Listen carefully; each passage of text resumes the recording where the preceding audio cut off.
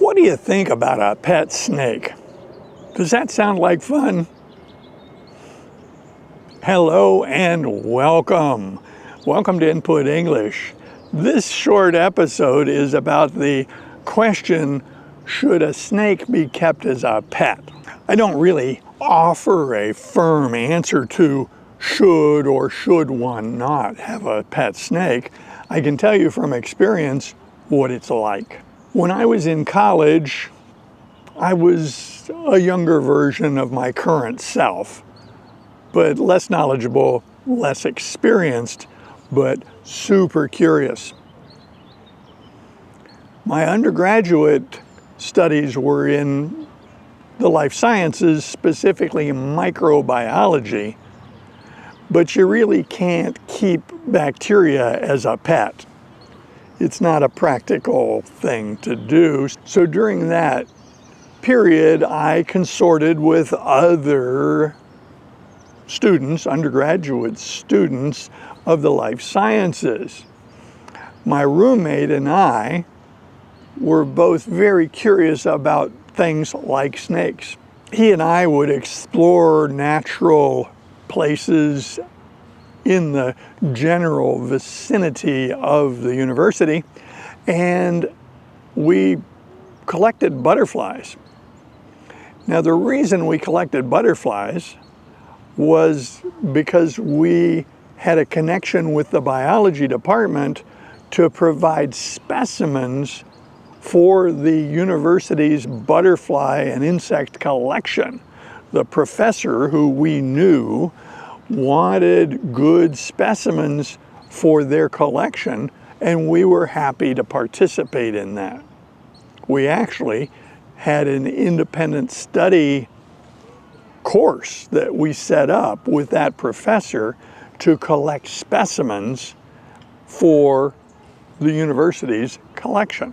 As we were out in the woods and wild areas in the general vicinity of the university, we occasionally would come upon a snake. Now, if it was a poisonous snake or appeared to be a poisonous snake, we stayed far away. We did not try to capture a poisonous snake. But there are a lot of snakes that have such a distinctive appearance that you can recognize them on sight and know in an instant that it is a non-poisonous snake.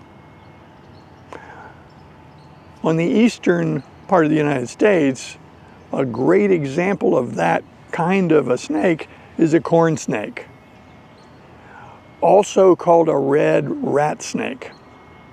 These are constrictors. They can be 1.5 feet long.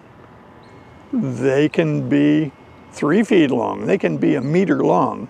I've never seen a corn snake longer than 3 feet. No. They are beautiful. A very complex pattern of reds and browns. They are gorgeous snakes. They're also very docile. That is, if you pick one up, you will not be bitten. I've already specified that these are non-poisonous, but a non-poisonous snake can bite you as a defense mechanism. They can bite you and they can harm you with their little teeth. They can cause pain. And there are some snakes that tend to bite, but the red rat snake or the corn snake is not one of them. They're very docile.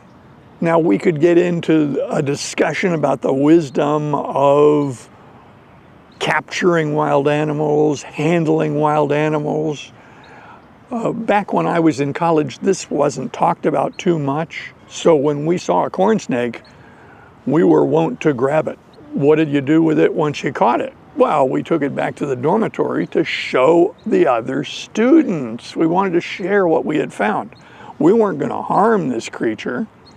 We didn't own it, but we did capture it, and we kept it in a terrarium, that is a glass enclosure, for days, perhaps weeks. Now, snakes eat food, but you can't go to the grocery store and buy snake chow.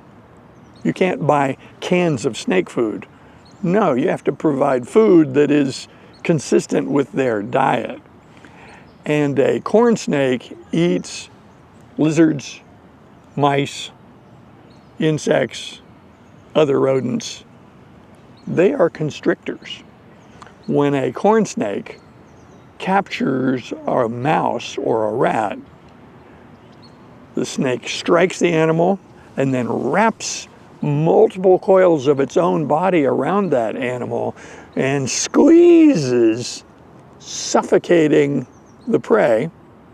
And once the mouse is dead, the snake grabs the head and swallows it whole. If you're interested in that topic, you can find YouTubes that show you exactly how it works. So, what did we do?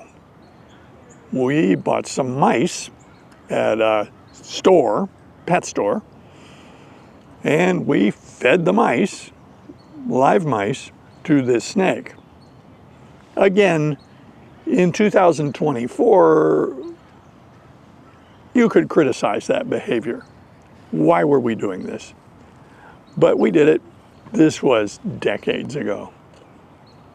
My defense is, we didn't know any better. The snake killed each mouse, swallowed it whole, exactly as you would expect. At one point, we had the snake out of the enclosure on the floor, and in a flash, it found a little crevice in the wall and disappeared into the wall. So now we've got this snake, this wild animal that we'd been feeding mice to, and it's not exactly loose in our room. No, it's loose in the wall of the room. And we couldn't see it. It's not going to come if we call. This is not a dog. So now we've got a lost snake. We didn't really tell anybody about that. We didn't want school authorities to be judging us for what had occurred, and we weren't certain how we were going to get that snake out of the wall. The answer is the snake came out, and we were able to retrieve it, and everything was fine. We realized that that snake needed to go back out into the wild where we had originally captured it.